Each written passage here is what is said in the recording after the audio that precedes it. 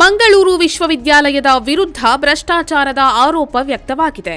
ಮಂಗಳೂರು ವಿವಿ ಗೌರವ ಡಾಕ್ಟರೇಟ್ ನೀಡುವ ವಿಚಾರದಲ್ಲಿ ಹಗರಣ ನಡೆದಿದ್ಯಾ ಅನ್ನುವ ಸಂಶಯ ಕಾಡ್ತಾ ಇದೆ. ಪ್ರಭಾವಿಗಳ ಶಿಫಾರಸ್ಸಿನ ಆಧಾರದಲ್ಲಿ ಉದ್ಯಮಿಗಳಿಗೆ ಗೌರವ ಡಾಕ್ಟರೇಟ್ ನೀಡಿದ್ರಾ ಅನ್ನುವ ಪ್ರಶ್ನೆ ಮೂಡ್ತಾ ಇದೆ. ಗೌರವ ಡಾಕ್ಟರೇಟ್ ಕೊಡುವ ವಿಚಾರದಲ್ಲೂ ಭ್ರಷ್ಟಾಚಾರ ನಡೆಸ್ತಾ ಇದ್ದಾರೆ. ಶ್ರೀಮಂತರನ್ನ ಓಲೈಸೋದಕ್ಕೆ ವಿವಿಯಿಂದ ಗೌರವ ಡಾಕ್ಟರೇಟ್ ಕೊಡ್ತಾ ಇದ್ದಾರಾ ಅನ್ನುವ ಹಲವು ಪ್ರಶ್ನೆಗಳ ಜೊತೆಗೆ ಮಂಗಳೂರು ವಿಶ್ವವಿದ್ಯಾಲಯದ ವಿರುದ್ಧ ಗಂಭೀರ ಆರೋಪ ವ್ಯಕ್ತವಾಗಿದೆ.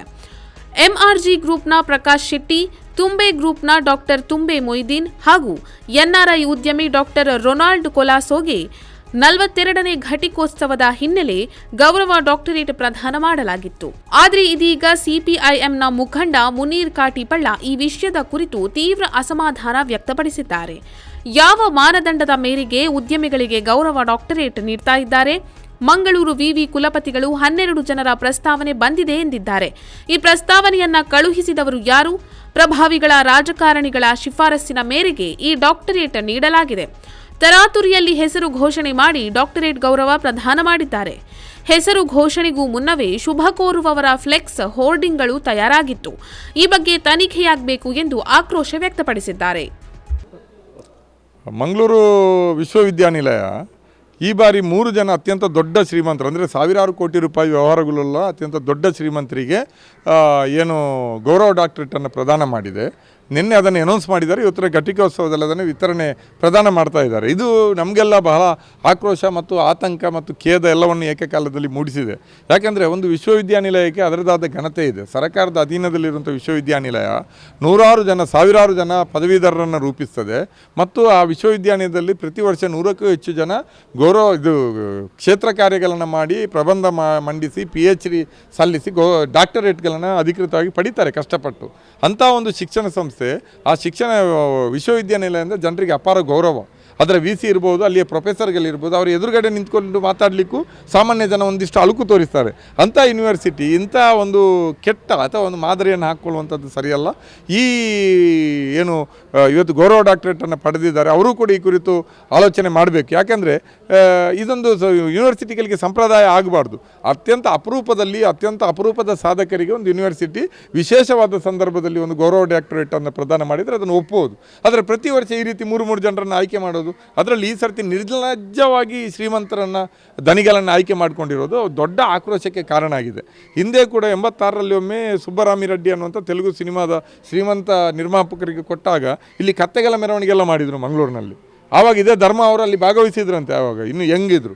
ಈಗ ಅವರೇ ಈ ರೀತಿ ಶ್ರೀಮಂತರಿಗೆ ಕೊಡ್ತಾ ಕೂತಿದ್ದಾರೆ. ಇದನ್ನು ನಾವು ಒಪ್ಪಲಿಕ್ಕೆ ಸಾಧ್ಯ ಇಲ್ಲ. ಮತ್ತು ಇನ್ನೊಂದು ಕಡೆ ಈ ಯೂನಿವರ್ಸಿಟಿಯ ಮೇಲೆ ಬಹಳಷ್ಟು ಆರೋಪಗಳಿದೆ, ಭ್ರಷ್ಟಾಚಾರದ ಕೂಪಾಗಿದೆ ಅಂತ ಹೇಳ್ತಾ ಇದ್ದಾರೆ. ಅದರ ಅಧೀನದಲ್ಲಿ ಯೂನಿವರ್ಸಿಟಿ ಕಂಪೌಂಡ್ ಒಳಗಡೆ ಇರುವಂತಹ ಒಂದು ಕಾಲೇಜು ಸೇರಿಕೊಂಡು, ಪದವಿ ಕಾಲೇಜಿಗೆ ಸೇರಿಕೊಂಡು 4 ಕಾಲೇಜುಗಳು ಇವತ್ತು ತಮ್ಮಲ್ಲಿ ಫಂಡ್ ಇಲ್ಲ, ದುಡ್ಡಿಲ್ಲ ಅಂತೇಳಿ ಮುಚ್ಚಲಿಕ್ಕೆ ಹೊರಟಿದ್ದಾರೆ. ಇಷ್ಟು ದಶಕಗಳಿಂದ ಇದ್ದ ದುಡ್ಡು ಈಗ ಯಾಕಿಲ್ಲ ಅಂದರೆ ಭ್ರಷ್ಟಾಚಾರ ಮಾಡಿ ಕೂತಿದ್ದೀರಿ. ಎಡಪಡಿತಾ ಅವರು ಮೊನ್ನೆಷ್ಟೇ ರಿಟೈರ್ಡ್ ಆಗಿ ಹೋದರು. ಅವರು ಹೋಗುವಾಗ ಎಲ್ಲ ಹಾಳು ಮಾಡಿ ಹೋಗಿದೆ ಅಂತ ಹೇಳ್ತೀರಲ್ಲ. ಆವಾಗ ಇದೇ ಧರ್ಮ ಅವರು, ಈಗಿನ VC ಅವರು ಆವಾಗ ರಿಜಿಸ್ಟ್ರಾರ್ ಆಗಿದ್ರಲ್ಲ, ಏನು ಮಾಡ್ತಾಯಿದ್ರಿ ಆವಾಗ? ಭ್ರಷ್ಟಾಚಾರ ಆಗಿದ್ದಾಗ ಕಣ್ಮುಚ್ಕೊಂಡು ಯಾಕೆ ಕೂತ್ರಿ? ಈಗ ನಿಮಗೆ ದುಡ್ಡಿಲ್ಲ ಅಂತ ಹೇಳ್ಕೊಂಡು ಯೂನಿವರ್ಸಿಟಿಯಲ್ಲಿ ಇರುವಂಥ ಕೆಲಸಗಾರರನ್ನು, ಲೆಕ್ಚರರ್ಗಳನ್ನ, ಅತಿಥಿ ಉಪನ್ಯಾಸಕರನ್ನು ಬೀದಿಗೆ ಹಾಕ್ತಾಯಿದ್ದೀರಿ.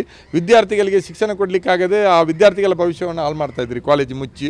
ಆದರೆ ಶ್ರೀಮಂತರ ಮೆರವಣಿಗೆಗಳನ್ನು ಪಲ್ಲಕ್ಕಿಗಳಲ್ಲಿ ಹೊರುವಂಥ ಕೆಲಸಗಳನ್ನ ಮಾಡ್ತೀವಿ. ಆ ಮೂಲಕ ಏನಾದರೂ ಯೂನಿವರ್ಸಿಟಿಗೆ ಲಾಭ ಇದೆಯಾ? ಅವರೇನಾದರೂ ಅನುದಾನ ಕೊಡ್ತಾರಾ? ಅವರ ಅಷ್ಟು ದೊಡ್ಡ ಮಟ್ಟಕ್ಕೆ ತಿಂಗಳಿಗೆ ಕೋಟಿಗಟ್ಟಲೆ ಅನುದಾನ ಕೊಡಲಿಕ್ಕೆ ಅವರು ರೆಡಿ ಇದ್ದಾರಾ? ಖಂಡಿತ ಇದೆಲ್ಲ ಭ್ರಷ್ಟಾಚಾರ. ಅದು ಕೂಡ ನಿನ್ನೆ ಮಧ್ಯಾಹ್ನ ಇವರು ಪತ್ರಿಕಾಗೋಷ್ಠಿಯಲ್ಲಿ VC ಅವರೇ ಹೇಳಿರುವಂಥದ್ದು, ಪತ್ರಿಕಾಗೋಷ್ಠಿ ನಡೆಸಿ ಒಟ್ಟು 15 ಜನ ಅರ್ಜಿ ಹಾಕಿದರು, ಪ್ರಸ್ತಾಪ ಬಂದಿತ್ತು. ಅದರಲ್ಲಿ 3 ಜನರನ್ನು ಆಯ್ಕೆ ಮಾಡಿದ್ದೀವಿ ಅಂತಂದರೆ 15 ಪ್ರಸ್ತಾಪಗಳನ್ನ ಸಲ್ಲಿಸಿದ್ದು ಯಾರು? ಸ್ವತಃ ಈಗ ನೀವು ಯಾರಿಗೆ ಗೌರವ ಡಾಕ್ಟರೇಟ್ ಕೊಟ್ಟಿದ್ದೀರಿ ಅವರೇ ಬಂದು ಅರ್ಜಿ ತುಂಬಿ ಕೊಟ್ಟರಾ? ಅವ್ರಿಗೇನು ಬೇರೆ ಕೆಲಸ ಇಲ್ವಾ ಇಷ್ಟು ದೊಡ್ಡ ಶ್ರೀಮಂತರಿಗೆ? ಅಥವಾ ಇನ್ಯಾರಾದರೂ ಶಿಫಾರಸು ಮಾಡಿದ್ದಾರೆ? ರಾಜಕಾರಣಿಗಳು, ಬ್ರೋಕರ್ಗಳು, ದಲ್ಲಾಳಿಗಳು, ನಿಮ್ಮ ಸಿಂಡಿಕೇಟ್ ಮೆಂಬರ್ಗಳು ಎಲ್ಲ ಯೂಸ್ಲೆಸ್ಗಳೆಲ್ಲ ಅಲ್ಲಿ ಬಂದು ಕೂತಿದ್ದಾರಲ್ಲ, ಅವರೆಲ್ಲ ಏನಾದರೂ ಶಿಫಾರಸುಗಳನ್ನು ಹಾಕಿದ್ರಾ?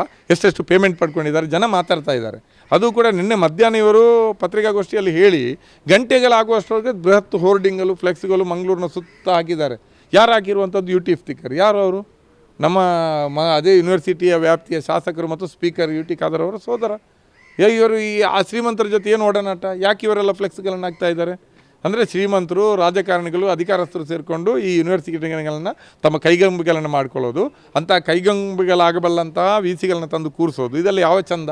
ಮಂಗಳೂರಿನಂತಹ ಒಂದು ಪ್ರಜ್ಞಾವಂತರ ನಾಡಿನಲ್ಲಿ ಇದೆಲ್ಲ ನಡೀಬಾರ್ದು. ನಾನು ಆ ಶ್ರೀಮಂತರಿಗೂ ವಿನಂತಿ ಮಾಡ್ತಾ ಇದ್ದೀನಿ, ಇದನ್ನು ಅವರು ತಿರಸ್ಕರಿಸಬೇಕು. ಇದು ಅವರಿಗೂ ಅವಮಾನ ಮತ್ತು ಮಂಗಳೂರಿನ ಯೂನಿವರ್ಸಿಟಿಯ ಘನತೆಯನ್ನು ಹಾಳು ಮಾಡಲಿಕ್ಕೆ ಬಿಡಬಾರ್ದು. ಲೋಕಾಯುಕ್ತ ಇದರ ಬಗ್ಗೆ ಒಂದು ಸುಮಟೋ ಮೊಕದ್ದಮೆಯನ್ನು ದಾಖಲು ಮಾಡಿಕೊಂಡು ತನಿಖೆ ಮಾಡಬೇಕು.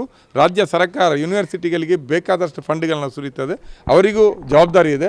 ಅವರು ಈ ಕುರಿತು ಸಮಗ್ರ ತನಿಖೆ ನಡೆಸಿ ಎಲ್ಲ ಅಲ್ಲಿರುವಂಥ ಕಟ್ಟಡದ ಅವ್ಯವಹಾರ ಇರ್ಬೋದು, ದುಡ್ಡು ಇದಾಗಿರೋದು, ಕಾಲೇಜು ಮುಚ್ಚಿರೋ ಜೊತೆಯಲ್ಲಿ ಈ ಒಂದು ಗೌರವ ಡಾಕ್ಟರೇಟ್ ಕೊಡಲಿಕ್ಕೆ ಏನೆಲ್ಲ ಹಗರಣಗಳು ನಡೆದಿದೆ ಅದನ್ನು ರಾಜ್ಯ ಸರ್ಕಾರ ತನಿಖೆ ಮಾಡಬೇಕು. ಧರ್ಮ ಅವರನ್ನು ಸಮಗ್ರವಾದಂಥ ತನಿಖೆಗೆ ಒಳಪಡಿಸಬೇಕು ಅಂತ ನಾವು ವಿನಂತಿಸ್ತೇವೆ.